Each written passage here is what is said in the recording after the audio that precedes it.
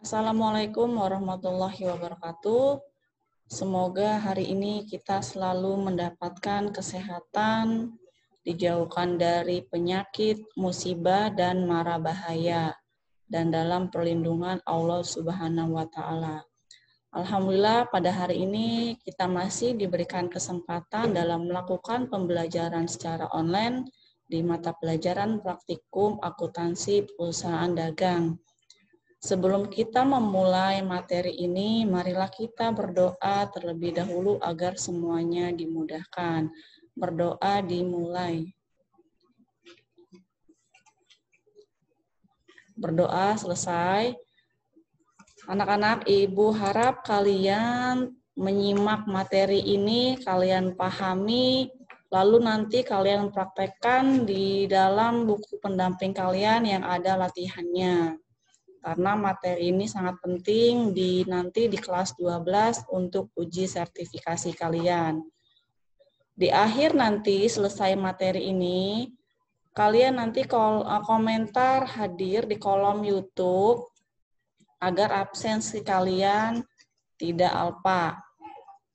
Baik, materi ini Ibu mulai dari ilustrasi ini kegiatan perusahaan dagang yang melakukan transaksinya secara online. Kenapa? Karena pada masa pandemi ini tentunya setiap perusahaan ada yang melakukan secara online maupun secara langsung dalam transaksi penjualan dan pembeliannya. Nah, perusahaan dagang sendiri ini mempunyai prinsip sebagai jembatan antara si penghasil barang dengan konsumen yang melakukan transaksi secara langsung maupun tidak langsung. 4 jenis jurnal khusus yang harus kalian ketahui. Ada cash receipt journal atau jurnal penerimaan kas, di mana mencatat transaksi yang mengakibatkan kas atau uang tunai perusahaan bertambah. Contohnya adalah menerima uang dari pembayaran piutang, lalu melakukan penjualan secara tunai. Jenis jurnal khusus kedua, cash payment journal atau jurnal pengeluaran kas, yaitu mencatat transaksi yang mengakibatkan kas atau uang tunai perusahaan berkurang. Contohnya adalah membayar biaya seperti listrik, telepon, air, biaya gaji, dan membayar utang. Jenis jurnal khusus ketiga, sales journal atau jurnal penjualan, yang mencatat transaksi penjualan barang secara kredit. Keempat, purchase journal atau jurnal pembelian, mencatat transaksi pembelian barang secara kredit. Nah, untuk general journal atau jurnal umum, yaitu mencatat transaksi selain yang ada di jurnal khusus, seperti pengembalian barang yang tidak sesuai dengan pesanan. Atau dengan kata lain, di general journal ini mencatat selain transaksi cash receipt journal, cash payment journal, sales journal, dan purchase journal. Alasan perusahaan dagang menggunakan jurnal khusus. Nah, jurnal khusus biasanya digunakan oleh perusahaan dagang dan manufaktur. Karena kalau hanya menggunakan jurnal umum, perusahaan akan kewalahan dalam mengidentifikasi jumlah dari jenis yang sejenis, seperti transaksi penjualan dan pembelian. Dengan kata lain, perusahaan dagang menggunakan jurnal khusus ini untuk memudahkan dalam pengidentifikasian atau pemisahan antara transaksi sejenis. Misalkan, ada transaksi penjualan dari tanggal 1 sampai tanggal 25. Untuk itu, perusahaan melakukan pengelompokan transaksi tersebut ke dalam satu jurnal. Lalu untuk jurnal pembelian juga sama. apabila perusahaan dagang ini membeli barang secara kredit dari tanggal 1 sampai tanggal 25, maka transaksinya masukkan ke jurnal khusus pembelian. Jadi tidak tercampur antara jurnal pembelian dan penjualan. Ada 5 manfaat jurnal khusus. Pertama, kemudahan pencatatan secara sistematis. Di setiap transaksi dengan akun yang sama akan dicatat dalam jurnal khususnya masing-masing, sehingga pencatatan transaksi ke dalam jurnal lebih efisien dan sistematis. Jadi antara transaksi pembelian, penjualan, penerimaan kas, dan pengeluaran kas itu dimasukkan ke dalam jurnalnya masing-masing. Jadi kelihatan mana yang transaksi pembelian, penjualan, penerimaan, dan pengeluaran kas.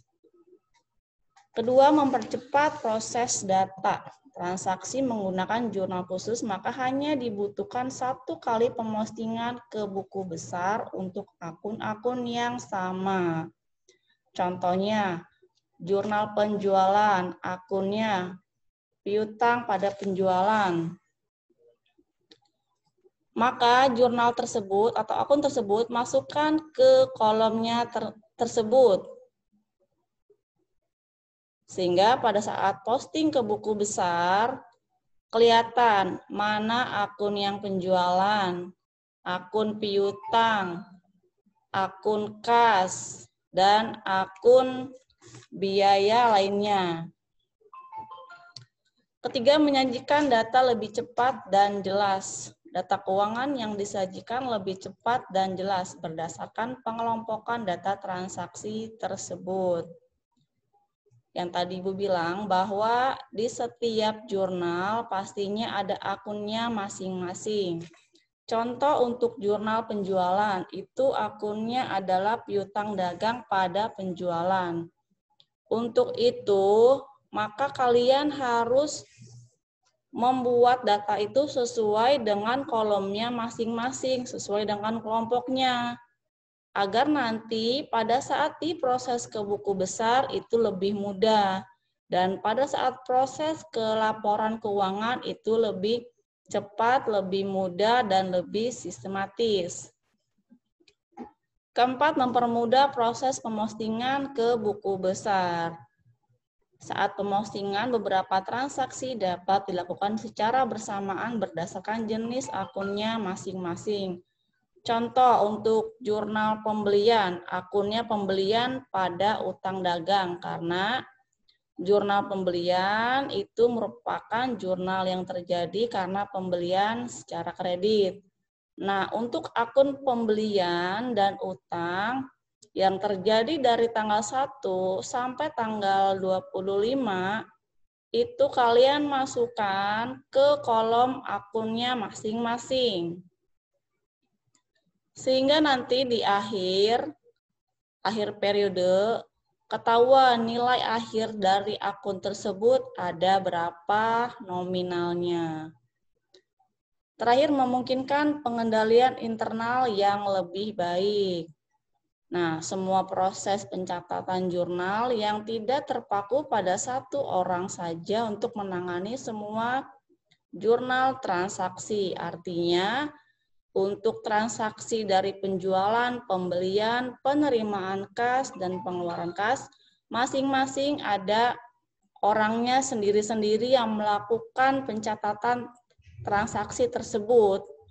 Jadi tentunya lebih rentan dari kesalahan itu lebih sedikit. Dan nanti pengendalian internalnya pun di dalam perusahaan lebih terarah karena masing-masing memegang satu jurnal atau ada bagian-bagian khusus yang melakukan pencatatannya masing-masing. Jadi tidak satu orang megang semua jurnal, tidak. Jadi terpisah tugasnya. Nah, perlu kalian ketahui ada 6 perbedaan jurnal umum dan jurnal khusus. Tentunya kalau jurnal umum pastinya ada kolom tanggal, akun atau keterangan, referensi, dan jumlah pada debit dan kredit. Bentuknya pun lebih sederhana. Di jurnal khusus terdiri dari banyak kolom. Dari mulai tanggal, keterangan, referensi, akunnya pun antara debit dan kredit itu banyak. Misalkan di debit itu ada akun lain-lain beserta nominalnya. Begitupun di akun kredit. Kedua, mencatat semua transaksi perusahaan. Artinya, di jurnal umum ini baik transaksi pembelian, penjualan, penerimaan, dan pengeluaran kas digabung jadi satu. Dalam jurnal tersebut berikut jurnal lain seperti ada pengembalian barang yang rusak. Sementara di jurnal khusus menggunakan transaksi sejenis. Karena transaksinya pembelian, ya udah masukkanlah ke dalam jurnal pembelian. Sehingga nggak kecampur dengan transaksi yang lain. Ketiga, semua transaksi hanya dicatat pada satu jurnal. Otomatis di jurnal umum itu penuh transaksinya, karena dari transaksi pembelian, penjualan, penerimaan, dan pengeluaran kas digabung jadi satu. Dari transaksi awal periode sampai akhir periode, bayangkan.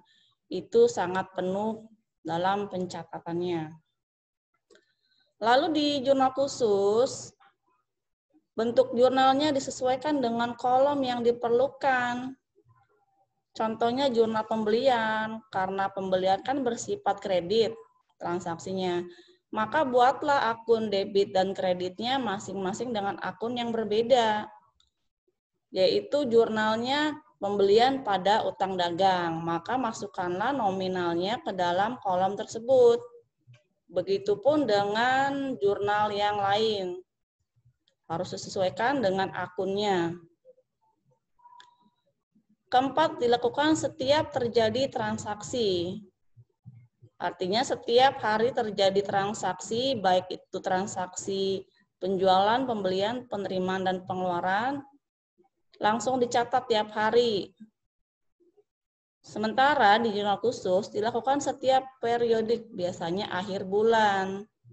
Jadi di jurnal khusus ini, misalkan ada transaksi pembelian, dikumpulkan dulu transaksinya, nah baru pada akhir bulan itu dipisahkan mana yang transaksi pembelian, penjualan, penerimaan, dan pengeluaran kas. Kelima, untuk setiap posting dilakukan setiap terjadi transaksi. Jadi transaksi yang sudah dicatat di jurnal umum langsung diposting ke dalam buku besar. Nah, sementara di jurnal khusus dilakukan secara berkala, artinya kalau sudah dipisahkan jurnalnya baru dilakukan posting jurnal buku besar secara berkala juga. Yang keenam, digunakan oleh perusahaan yang transaksinya tidak banyak.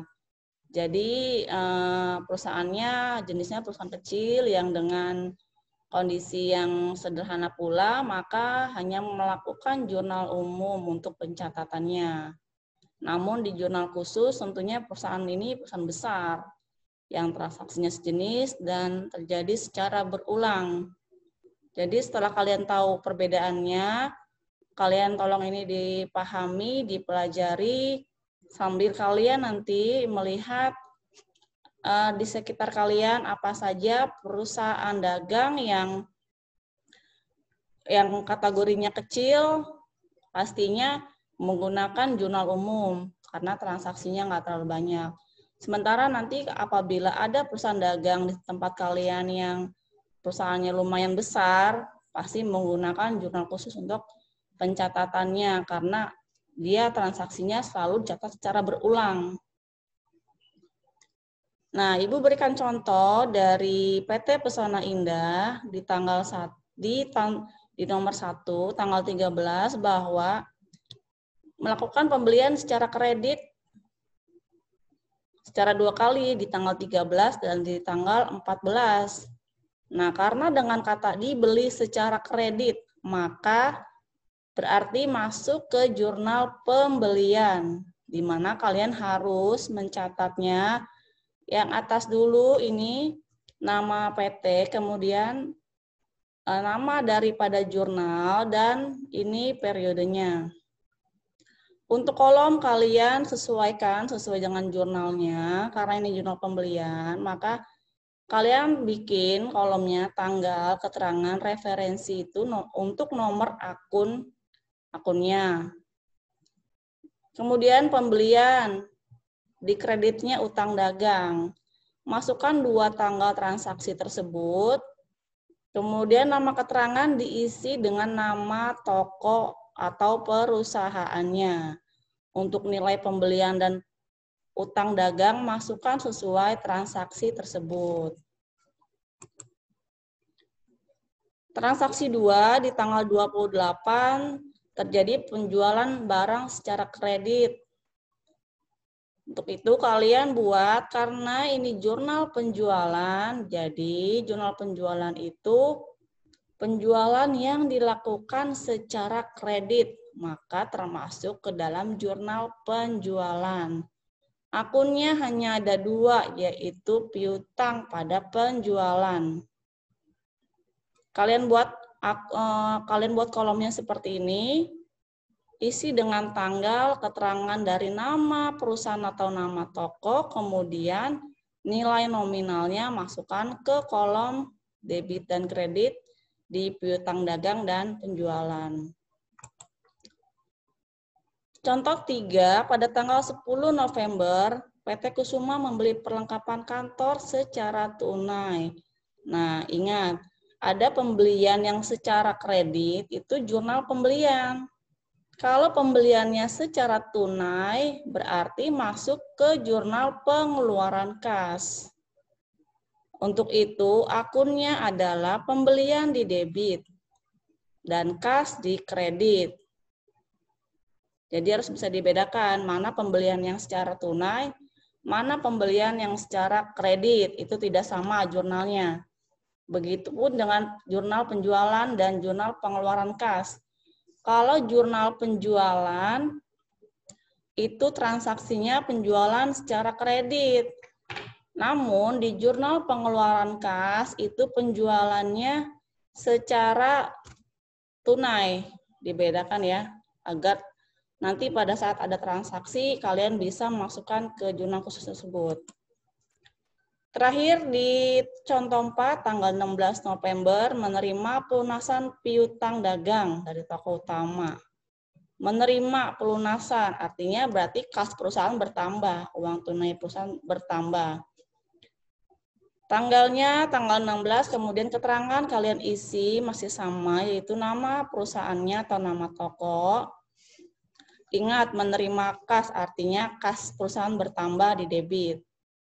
Pelunasan piutang, masukkan ke kolom piutang dagang. Kalian sesuaikan dengan transaksi, misalkan menerima pelunasan piutang berarti piutang dagang. Menerima hasil penjualan berarti kas pada penjualan. Sesuaikan dengan tanggal, dengan akun keterangannya, dengan debit dan kreditnya juga harus sama sesuai dengan transaksi yang terjadi. Terima kasih sudah menyimak materi pertemuan ketiga hari ini. Kalian pelajari materi ini dengan baik, semoga hasilnya pun baik. Tidak ada yang sulit karena semua pasti bisa, Ibu yakin. Hanya saja kemauan dari diri sendiri itu yang sulit untuk dibangun oleh kalian. Dan jangan lupa setelah kalian menonton video ini, kalian komentar hadir di kolom komentar. Karena itu sangat penting untuk absen kalian. Ingat di semester genap ini adalah penentuan naik atau tidaknya kalian ke kelas berikutnya. Kita akhiri dengan mengucapkan alhamdulillah, semoga di materi selanjutnya kita dapat bertemu kembali dalam kondisi sehat dan diberi kemudahan dalam segala sesuatunya. Billahi taufiq wal hidayah. Wassalamualaikum warahmatullahi wabarakatuh.